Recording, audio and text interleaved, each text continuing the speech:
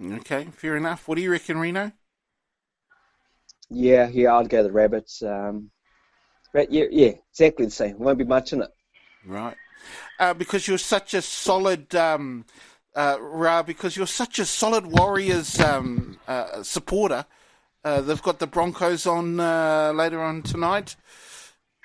Going for the Broncos, eh, bro?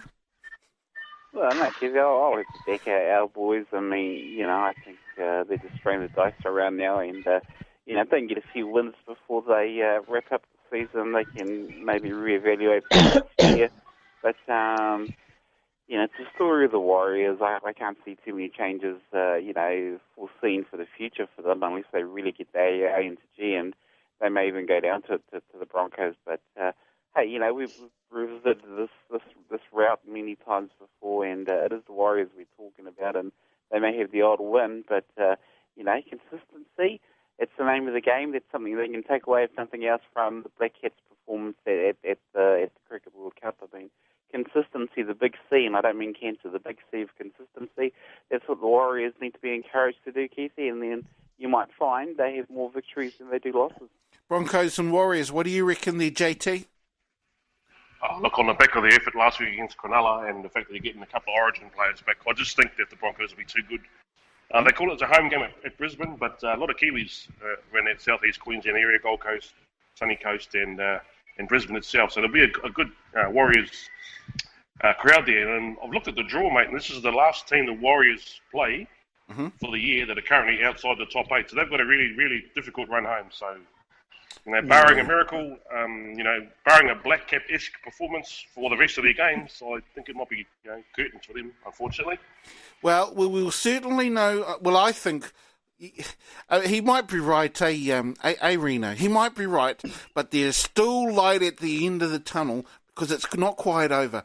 I said last weekend that Keith, the light at the end of the tunnel you're talking about, Bo, is your colonoscopy, please. I said last weekend they need to win everything.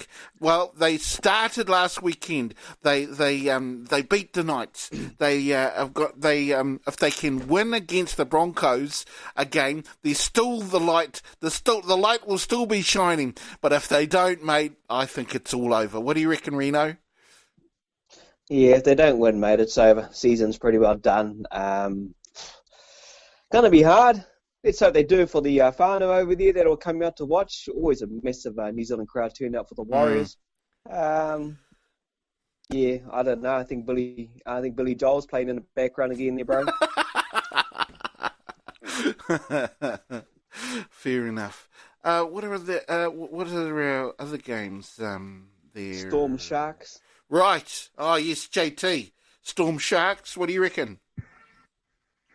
Well, Queensland. Melbourne have got everything to play for and everything to lose at the same time. Cronulla have been a bit of a bogey sort of ours in recent times. And look, hopefully the boys can do it. It's a massive milestone. The 400-game barrier is about to be breached for the very first time. And we talked about this last week with the position he plays in the middle of the field. He's the goal kicker. He takes the kicks for line. He's their captain. He constantly racks up 40-plus tackles a match. He's their dummy half. He's running the show. And we also, I sort of mentioned his refereeing commitments as well. So, mate, it's a fair effort to an absolute ornament of the game. What's the saying over here? Les magnifiques.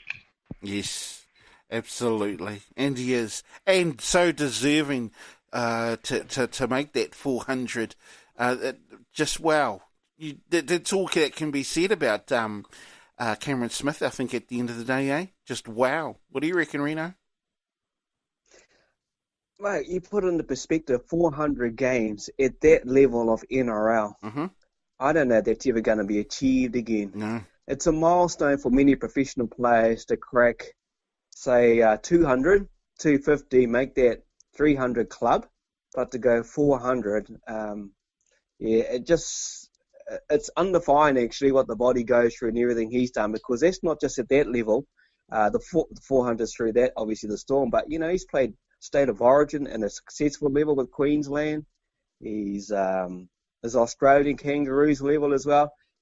The guy's unreal. He's mostly in our eyes, in the NRL and rugby league fans' eyes, like the Richie McCaw of rugby league. because our Richie and him, and that's unreal. 400 at his age, and he's still as good as he is. Maybe a bit slower, but it's unreal. I'm quite excited actually, and I can't say much more about the guy. Some people say he's a grub, but when you put the 400 games into perspective, look, I watched the video of Benji Marshall, the emotions of Benji going into the 300 club at the West Tigers. Watched that on his Instagram page, and he, again, a very emotional guy. How much that meant to him, and he's going to be retiring soon and leaving the club. He was pretty well broken down and out. So, in that perspective, and you put in the Cam Smith, what he's brought to the game of the NRL in the Storm. Yeah, true legend. 400 games, that's huge. That's massive. Can't get too much better than him, Raa? What do you reckon? Oh, and like you see, and as the boys have made mention, given the nature of rugby league and just the intensity and the physical makeup, I mean, it's amazing just to get past 100 games. 400 games, you times that by 10, the amount of head, body injuries and knocks that a player takes. And, you've pretty much got a Superman there, who's lasted so long. And I think, as JT said, the fact that he's still, and Reen said, is the fact he's still running around. And, looks like he could go for another season or two. Just sort of, you give credit to him because it shows he's a thinky player. For sure.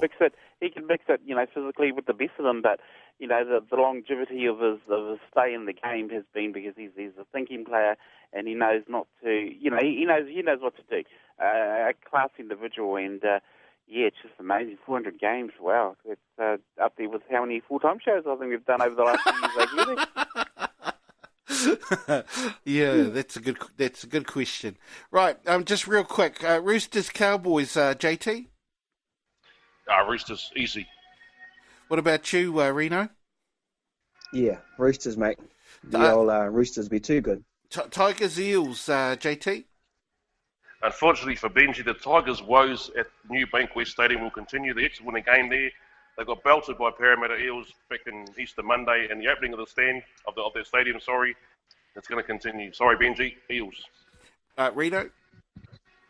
Yeah, they'll spoil Benji's achievements. Eels be too good at home. Dragons, Raiders, JT. Yeah, tough one. The Dragons have consistently been at the mercy of the Raiders, if you look back over recent history. And I think that might continue. Raiders. What do you reckon, Reno? All right, I'll go the opposite, just for the hell of it. Just to make it interesting, go the Dragons. Sure, fair enough. Now, also there's another game that's going to be happening later on. I think it might be, later on tonight anyway. Raa, we've got, of course, the Maori. They get underway. They play today, 3 p.m, against Fiji over there in Suva. It's going to be a tough one for the Maori, I reckon. Just quietly, not quietly. I think they might be able to take Fiji might be at quite a bit of an advantage. What do you reckon there, Raa? Yeah, I think you're not wrong there, Keithy. I think actually the Bullabula boys, I think they could secure a victory if they play their cards right. I mean, it's never an easy job playing over there in the islands. You're up against the humidity and the intensity of that Fijian running style of footy, and you give the makeup of the Maori team. They're basically a new young side. There's maybe a couple of former All Blacks, if at all. In the lineup, as I made mention during the week, the 9 Maori players are actually playing for the All Blacks, or they're in the All Blacks squad. So, this is a young Maori team, and, they don't have their wits about them. Some of them wouldn't have played for a while. I think the Bull Boys could beat them at home, but it's a watch this space. They'll probably end up coming through, but no, it's going to be a tough game, and hopefully a good running game too, All right, indeed. What do you reckon, Reno? Good game still, eh? What do you reckon? Yeah, it'll be a good game. It'll be a fast, speedy game. It'll be a physical game, I know that much. Yes. New Zealand Māori, of course, coming together, and they kind of struggle always coming down their first game. Fijian crowd will be vocal as they will be over there, and the boys are hopefully adjusted to it. And it's part of the series. They've got a few more games to go. Rotorua is going to be massive for them in a couple of weeks. New Zealand Māori, you don't hear much about it in the mainstream media, but go the Māori team, eh? Absolutely. Well, it's interesting that they haven't actually played since, Māori and the Fiji haven't played since 2015, where the Māori just won by 1 point, 27-26. So, it's about time that our Maori All Blacks had more games. Reno? Mate, we've been saying this for many years. We're excited about their tour up north last season, and it just shows that they don't get much coverage about it at all. They come second fiddle to the main team, and that's just the way it is. Good luck with it. Yeah. I'm like you. I'd love to see more games, but especially with the Pacific nations, that'd be something good to have. Exactly. Tonga, Samoa, Fiji, and even some of the other teams. If they can do it, maybe bring in someone like, Romania, or I don't know, some other. We want to see more games for our Māori team, basically, Agreed. what I'm saying. Yes. We had enough of it, and I'm sure we can find a clause in the treaty that says we should have 50-50. Could be. I mean, the thing is, though, the Māori are second fiddle to the All Blacks, obviously. And I've got no problem with that. None at all. It's just that it's almost like they're fourth fiddle. They barely get any games. And, if you're trying to promote the game and make it bigger and better for other countries, then certainly the Māori should get, I guess, get a better go at it, eh? What do you reckon, Reno? Yeah.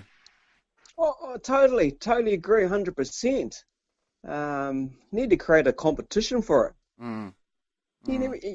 I'd like to see, in my perfect world, I'd love to see some form of Indigenous competition go. Okay, I'd like to see an Australian Aboriginal team come out of there, a Pacific Island teams nation, something come out of there. And I don't know, there's an Indigenous thing down there, I'm guessing there's in South Africa or something like that. Create something like this, because you're right, they are not second fiddle, they're right at the back. Yeah. You've got the All Blacks, you've got the ladies coming through, then you've got all the sevens going through, then you got the Māori team at the back. It's a kick in the guts. It's a joke, boys. It's an absolute joke. It is. We could play for an example, is one of the greatest Māori players ever, the George Napier Cup. You imagine that on the line. Yes. Give credit where it's due, back to a guy that I'm going to say this, that the Pākehā will always talk about one of the greatest rugby players ever to play a Māori, George Napier. They'll go on and on and on about him, and then it's shut shops. You never hear any more. True It's disappointing. And when you got people like Dr. Farah Palmer, who sits on their board, who pushed it for a while and got us through to where it is now, which is good, you acknowledge that, but there needs to be more push. Because some of these guys who are Māori descent play in the main All Black stream, who don't make the cut. Where do they get dropped back to? The Māori team. Do they get any more coverage? No. No, true that. It just stops, full stop, and enough is enough. So, mate, I'd love to see more Māori game. It's about bloody time. Well, it's a bit like the Māori seats, boys, in politics. If you look back in time, the Pākehā set that up we'll keep the natives happy. They can have their own little vote thing. We'll give them a rugby team. They can have their little, rugby team, and at our amusement, we'll watch them play. Blah blah blah. As time's progressed, now they want to pull down the Māori seats. Now they want to rip out, and give the Māori All Blacks less games, or the Māori 15, whatever you call them. But it's just a joke, mate. Absolute kick in the backside to our people, and I think it's just. You might disagree. It's just typical of the way rugby unions run. I agree. By a bunch of arrogant old pale stale males. Get out of here. Totally agree. What do you reckon, Raa? Oh yeah, you've got. I agree with the JT and the staunch league view, but he's not wrong. And the reality is, I liken the Māoris to like the Harlem Globetrotters and b-ball. They're a great ambassadorial team that throws the ball around, and they, and thrill spectators. The Māori could be that for the IRB, taking on these lesser-known countries, because the All Blacks will never get to take on a Malawian team or a Croatian team. No. And that's where, the Māori side will sort of fill that void, promote the game even more around the world in its popularity, but not just that, also sort of boost our culture on the international scale. I mean, with the hakas and the waiata and just sort of promoting Aotearoa. So, I can see a lot of win-wins and benefits the New Zealand Maori being like an ambassadorial team and spreading the game, the growth of the game, even more than it is now. But